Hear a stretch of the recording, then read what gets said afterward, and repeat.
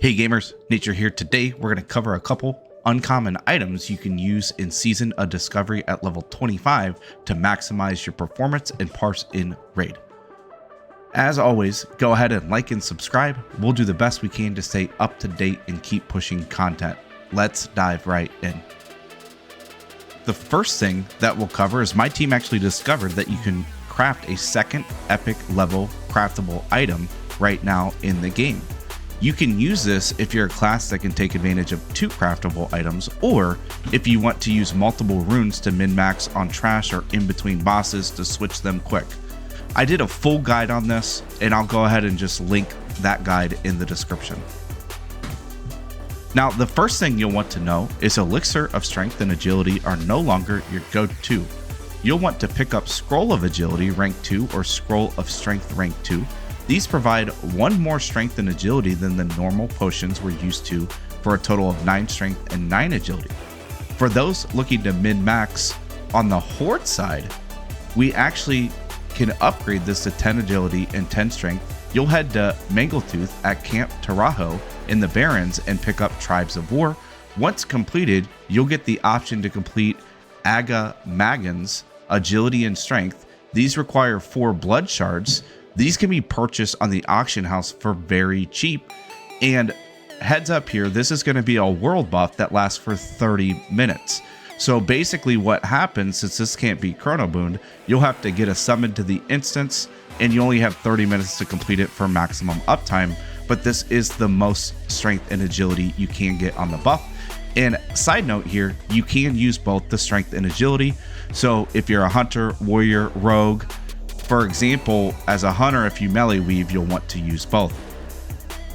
Let's set this up a notch. If you really want to go all out, there's 2 items you'll want to know about. Item 1 is Dog Whistle. This is a 25% job chance located off Houndmaster Loxy inside Scarlet Monastery.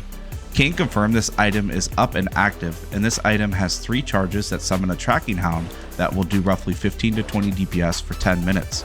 Side note here, unlike a hunter or warlock pet, if you change zones or despawn the pet, you won't get your charge back. So be careful using this on the first boss in BFD or before you zone into BFD.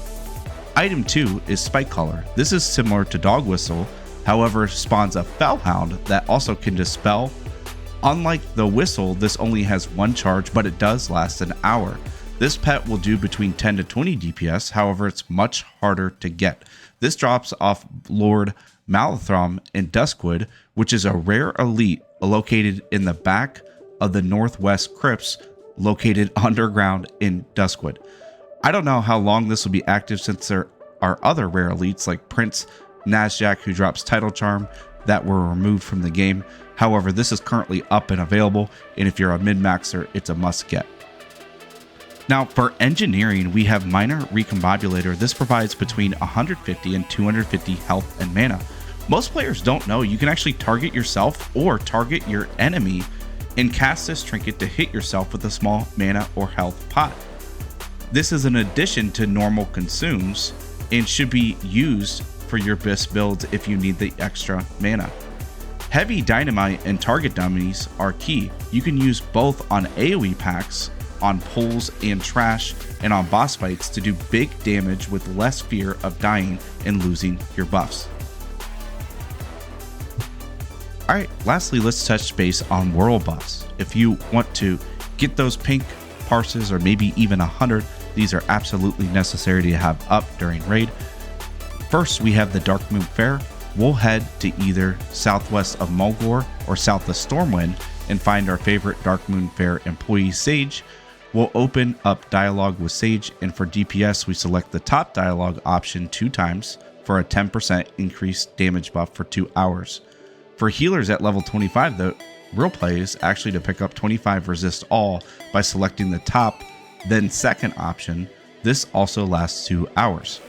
Next, we'll want to run to our major city, Darnassus, for Alliance, or Thunderbluff for the Horde, and wait around until someone drops Boon of Blackfathom buff. They get this by killing the last boss in BFD and completing the quest item that provides the class trinkets.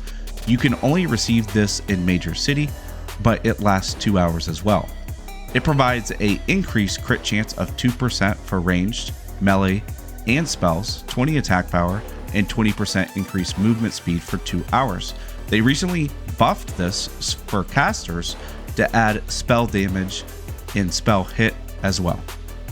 Both the Darkmoon Faire and Boon of Blackfathom buff can be Chronoboon. This is purchased from any reagent vendor and stores the world buff until you want to use it. Next, we'll head over to Ashenvale for the new PvP event.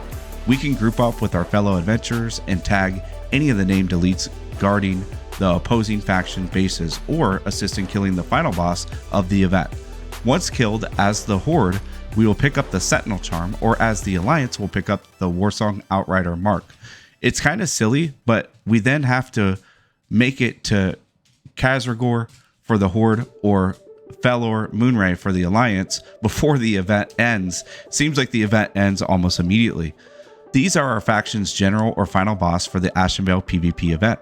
We then turn in the quest and will receive a battle hymn or drum consumable that is a one use and increases all damage and healing by 5% for 2 hours. Alright gamers, now that's all I had here. Hopefully these tricks and tips will help you parse and perform as best as you can in Raid. As always, make sure you like and subscribe at the bottom. I cannot tell you how much I appreciate it and how much that helps. Until next time, peace!